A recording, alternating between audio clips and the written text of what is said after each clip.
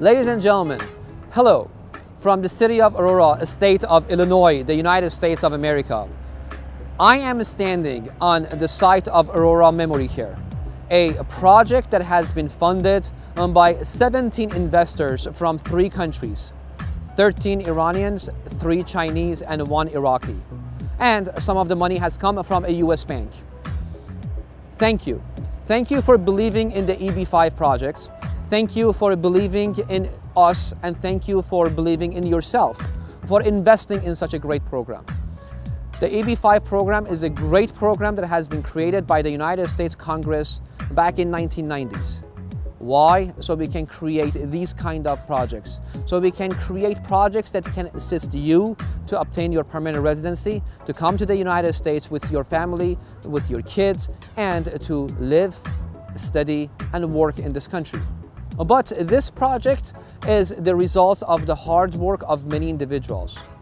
Many individuals, from the city officials, from the county officials, the United States governments adjudicating the applications, and of course with the people who are actually building these projects. From the individuals who are involved in project management, construction, and eventually running it.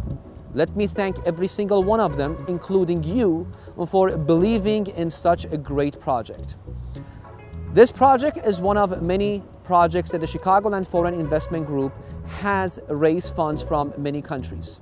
Many individuals from different countries, from different nations believed in our project of assisted living facilities, and that's why we have 5 projects in the state of Illinois.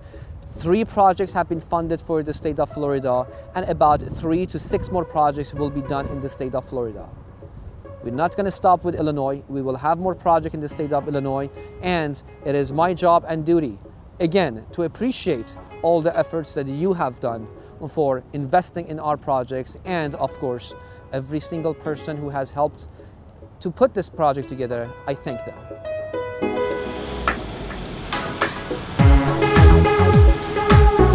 When we were here last time, we talked about the progress in the EB5 applications and the investors in this project. And I have Mr. John Floss. You know what? The noise is a lot, but this is good though. We can talk. We can keep going with this. Mr. John Floss, who is an attorney and who has filed most of the applications, the 5 to 6 applications, is here. John, thank you so much for coming back on the site.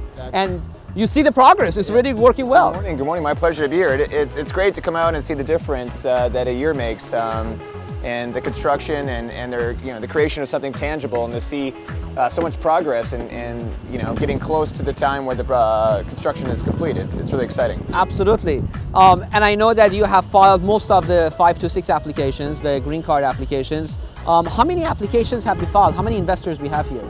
We have a total of 14 investors, myself out of the total of 17 here, 3 of which are Chinese nationals. We have 1 Iraqi national, and the rest, the 10, are Iranian nationals. So we, my personal clients actually represent the majority of the funds, EB5 funds actually invest in this project. So I really feel, a personal stake in ensuring that, the project is moving forward and we can get closer to the job creation. Sure.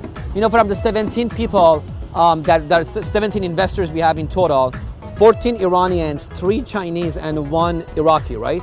That says 13 Iranians, yes, but those, 13 Iranians, okay, 13 Iranians.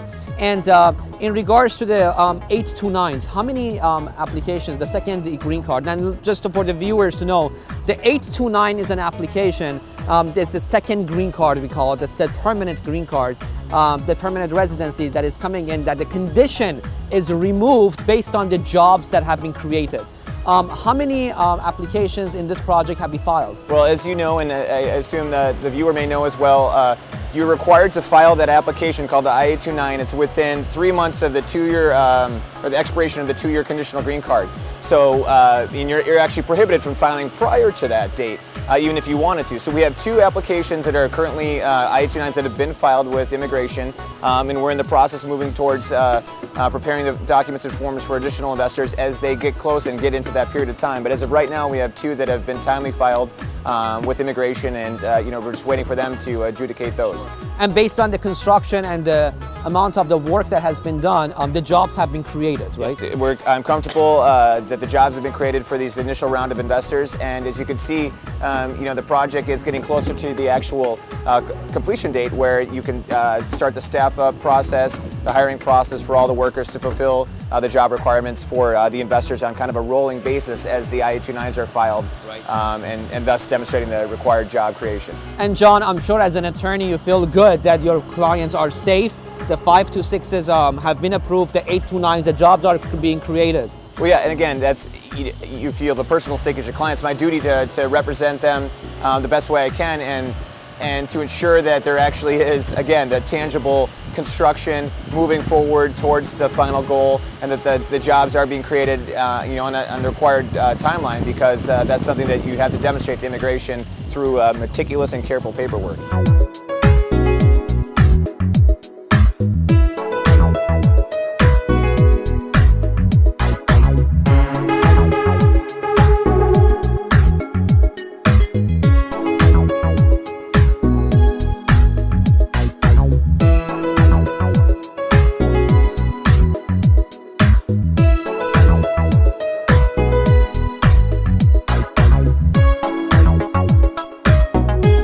And John, I know that you have clients who have filed the 526 application, and investors in other projects of the Chicagoland Foreign Investment Group and its affiliates, both in Illinois and Florida, right? That's correct. And I think that there are, besides this project, there are 8 other projects that we have filed applications for, correct? That's correct. And how do you feel about those? Well, as you know, each project is its own entity, and it stands by itself. So each project is a different stage in moving forward.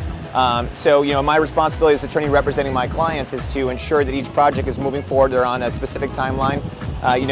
Each project has different ups and downs, and sometimes difficulties they must overcome as far as permitting, budgeting with the cities and whatnot. But we feel comfortable that each is actually moving forward, making progress. Some of them construction has started. Some of them they're just preparing the land and demolition for construction. But I feel comfortable that each of those is moving towards the goal of completion, and that the required job creation will be there for each client as they approach the IA-29 stage. Excellent. So for this project and the investors that are in this project, do you think we're going to have enough jobs in the next few months for at least 3-4 other applications of the 829 that are going through to be filed successfully? Yeah, I feel comfortable. Again, as set forth in the employment impact reports and all the documents that are included with the private placement memorandum that's distributed to the investors and potential future investors, the construction jobs, a number of jobs can be included from the actual construction, as you can see, of the facility itself, and that'll get us through all the initial round of IA-29s. Then, as we get, like I said, as we get closer to the actual completion date and opening date, there's a ramping up of hiring, which has already begun for the actual employees that are going to be staffing it, the management there, start the process of the PR and the recruitment of actual tenants to come in there. So I feel comfortable that as we go forward with each IA-29, that the jobs will be created within timelines set forward by immigration and all of their memos that kind of discuss the required job creation timelines. Absolutely. John, thank you so much. Well, my pleasure. Let's do this again in 2-3 months so we can give better report to the viewers. Yeah, we'll 2 or 3 months, and we'll hopefully have be here for the opening date. Looking forward to that. Thank you again.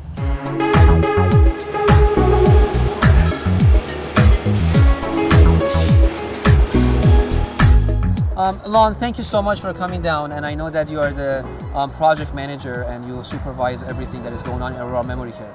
Let me thank you for great work, seriously. It's unbelievable. Everything looks great. How do you feel about the project? Oh, I feel great. It's an exciting time. We've come a long way. Sure. Started out last fall doing the site work, and then got our foundation in the ground prior to the winter, but then we were slowed by the winter weather. Obviously, in our climate, we aren't able to do a lot over the winter months, but since April, since we were able to start up again, we've seen significant progress, and it's an exciting time watching the building come together. Absolutely. And what we are looking at right now is what portion of the building? This is a memory care portion of the building. Okay. Memory care residents will reside in the area just behind us. This will be a heavily landscaped courtyard. Sure. With a fence that'll keep this area secure for the residents. And then inside the doors, we've got their living areas, dining, and other common areas of the building as well. Right. How many units do we have here?